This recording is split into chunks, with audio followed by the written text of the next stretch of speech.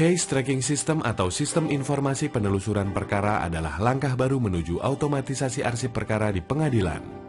Selain itu, sistem informasi ini mendukung kemudahan masyarakat mengakses informasi seputar perkara melalui jaringan internet yang bisa diunduh kapan saja.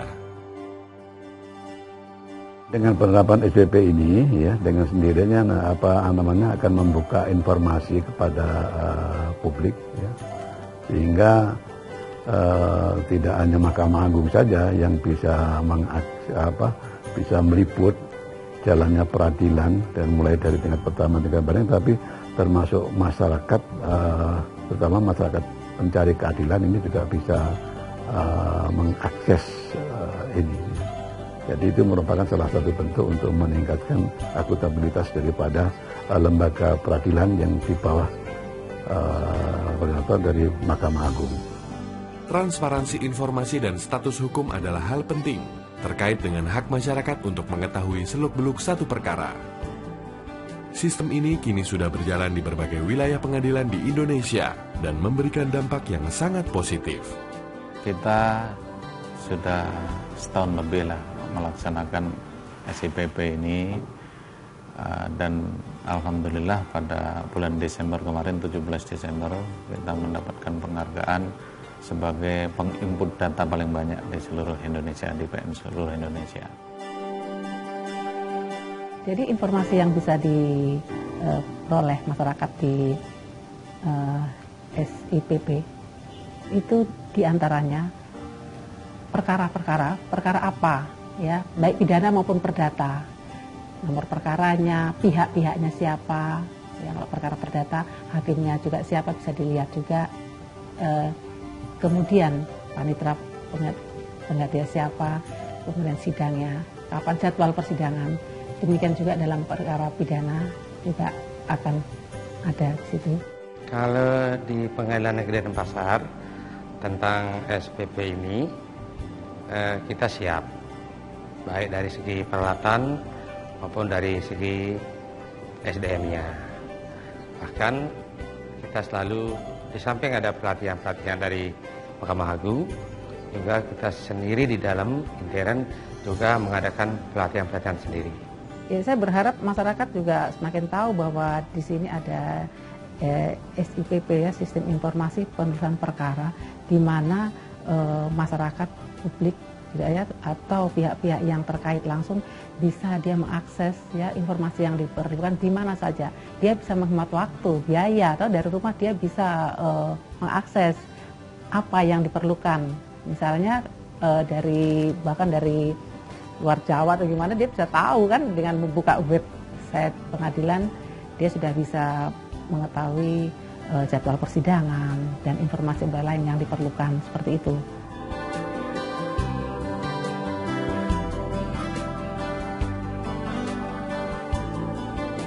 Kita sangat siap untuk itu, ya. Kita punya ada tenaga IT, ya. Kemudian juga untuk perangkat-perangkat kerasnya, ya, dan perangkat lunaknya juga kita siap. Cuman mungkin, ya, karena ini merupakan barang baru, aplikasi baru, ya, perlu sosialisasi, mungkin juga perlu ada beberapa pelatihan. Pertama mungkin SDM-nya, Pak. Nah, SDM-nya sudah diintiskan dengan pelatihan-pelatihan. Mungkin kita harapkan dapat berjalan dengan baik. Cuma dalam pengawasan tadi masih ada kekurangan mungkin terhadap pengawasan, karena tidak semua hakim tinggi dan wakil dan KPT yang dapat pelatihan seperti ini.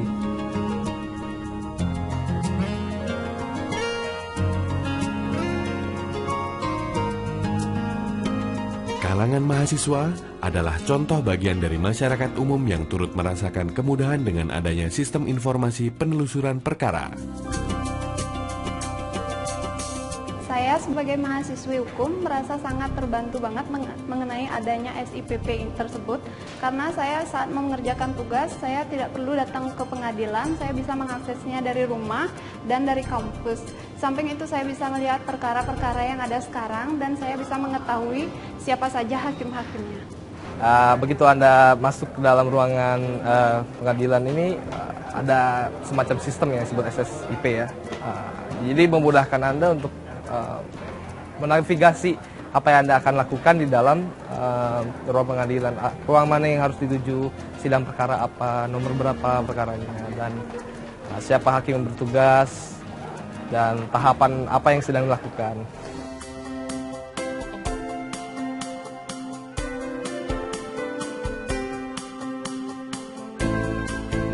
Begitupun dengan para pihak yang terkait secara langsung dengan perkara di pengadilan.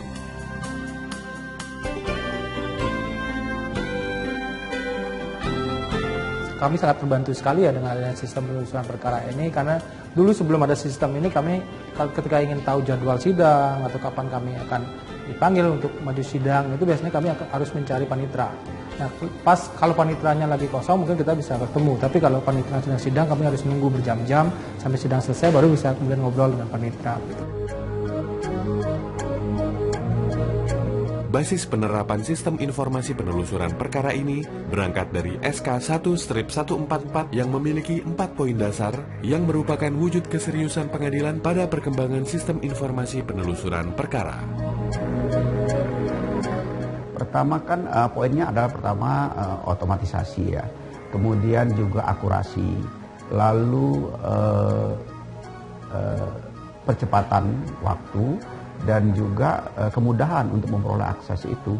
Artinya ada batas waktu mengenai ada putusan-putusan minutasinya yang 6 bulan itu harus sudah minimal, harus sudah masuk di dalam sistem informasi ini. Kemudian proses persidangannya itu sendiri, baik dari saat diregister sampai kepada putusan itu harus diupdate terus-menerus.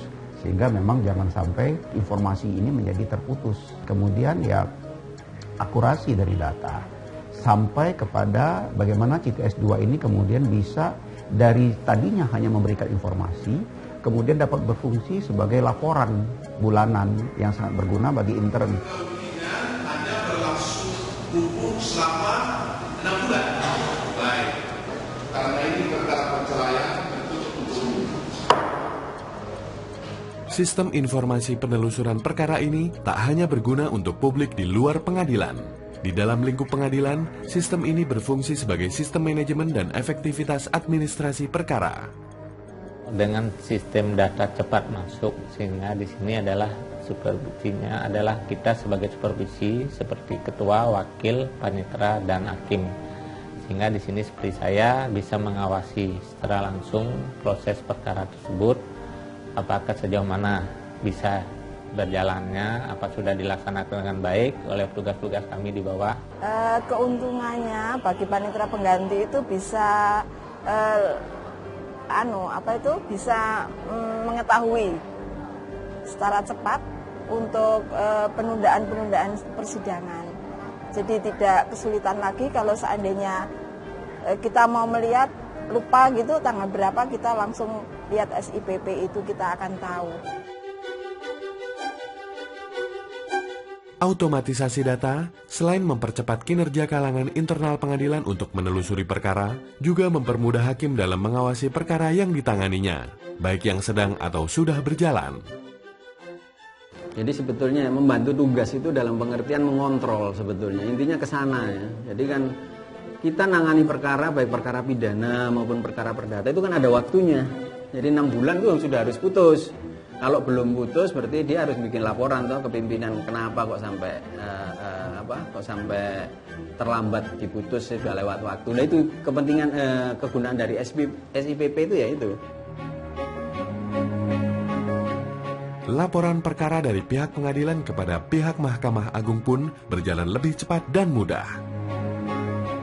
Jadi untuk internal sini, SIPP ini sangat bermanfaat bagi kami, terutama dari bagian hukum yang bisa langsung bikin laporan ke Mahkamah Agung dengan data-data yang sudah disediakan ini. Jadi tidak perlu lagi secara manual membuat laporan 3 bulan, 6 bulan, tapi bisa bahkan 1 bulan, sebulan sekali bisa langsung mengirimkan laporan-laporan tentang keadaan perkara di pengadilan negeri.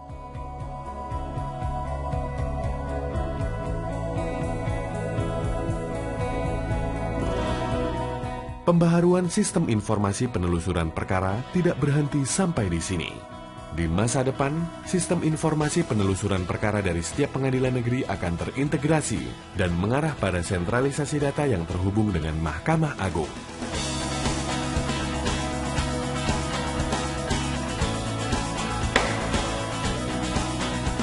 Jadi dalam kaitannya tentang penerapan SIPP ini ke depan ya, itu diharapkan itu dapat memuat informasi perkara dengan akurat, terkini dan lengkap ya, sesuai dengan One Day Publish yang merupakan program prioritas daripada Mahkamah Agung ya, baik itu di peradilan tingkat pertama atau peradilan negeri dan peradilan tingkat banding. Kita harapkan di tahun 2013 ini ya, tahun 2013 ini diharapkan seluruh pengadilan itu sudah memiliki sistem ini, baik dari dalam bentuk yang paling sederhana maupun dalam bentuk yang sudah sangat lengkap ya, fiturnya itu yang pertama.